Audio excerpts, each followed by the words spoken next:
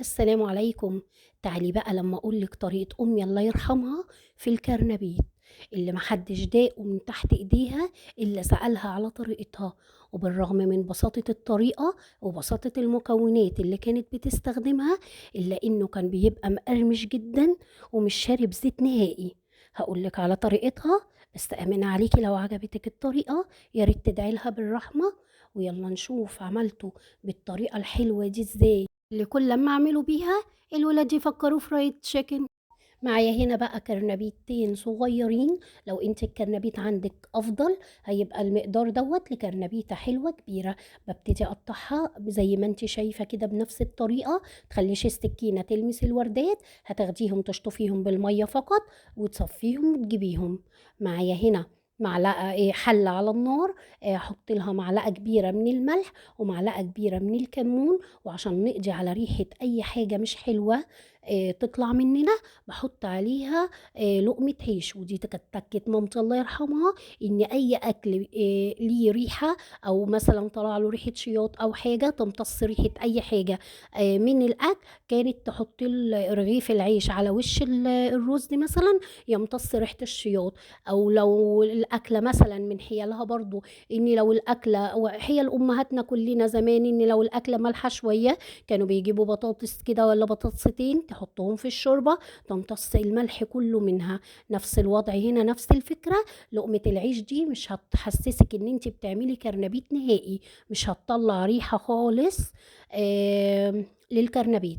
انا حطيته اول ما يبتدي يغلي كده هديله 7 8 دقايق وهتطلعيه على المصفى.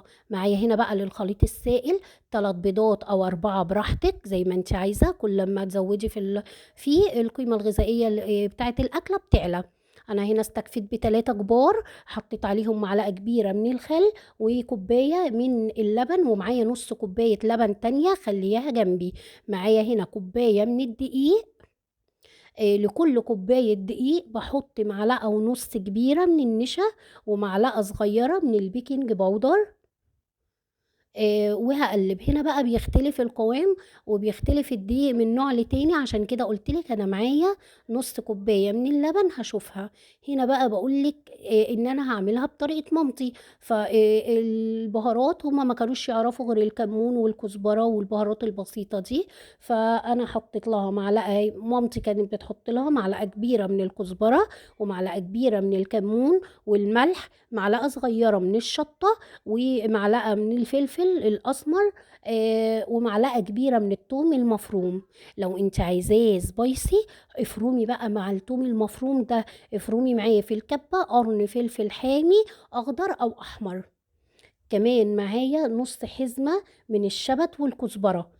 قطعت باخد الجزء بتاع الورق بس كده اقطعه صغير. هبتدي بقى اخفف القوام لحد ما يبقى معايا القوام مش تقيل، قوام وسط، مش تقيل ومش خفيف ان هو يقع من على الكرنبيت. تخليه قوام وسط بحيث يمسك على الكرنبيت. معايا هنا بقى الخليط الجاف. معايا كوبايه من الدقيق، وزي ما قلت لك كل كوبايه من الدقيق بحط لها معلقه ونص كبيره من النشا.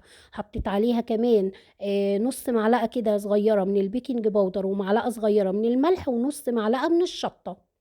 هتحطي الكرنبيت في الخليط السائل كده. اهم حاجه تمسحيه كويس كده قبل ما تطلعيه من الخليط الزايد فيه عشان ما يعجنش الدقيق.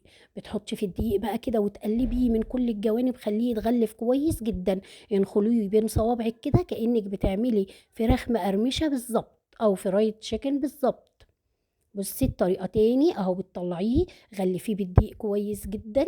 اهم حاجة وانخليه بين صوابعك كده بقى في الاخر، تنخلي الدقيق الزيادة منه اديله خبطتين كده، او لو معاكي مصفى ممكن تعملي بيها.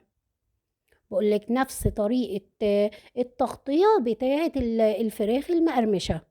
اهو اتأكدي ان الدقيق غلفه من كل ناحية. معايا هنا زيت غزير وسخن، بنزل قطعة الكرنبيت كده على وشها وما بقلبهاش ولا باجي ناحيتها غير اما اتأكد ان هي خدت اللون الاحمر الحلو دوت.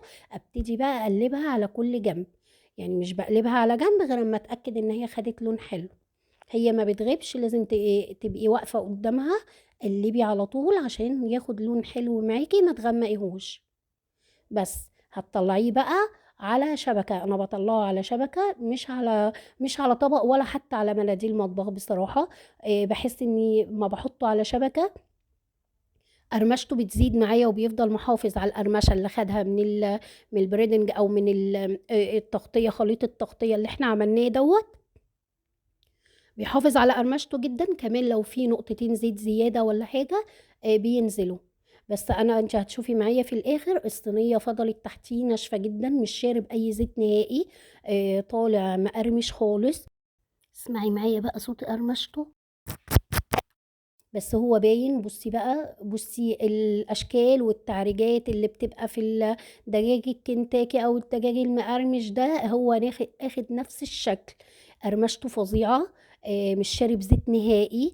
جرّبيه على ضمانتي. بس لو عجبتِك الطريقة يا ريت ما تنسيش تدعي لمامتي بالرحمة، وتشتركي في القناة عشان يوصلِك منا كل جديد، ويا ريت لايك وشير وتعليق لو بحرف عشان يرفع الفيديو لأكبر عدد ويستفيد. أستودعكم الله الذي لا تضيع ودائعه، ودمتم في حفظ الله وأمنه، والسلام عليكم ورحمة الله وبركاته.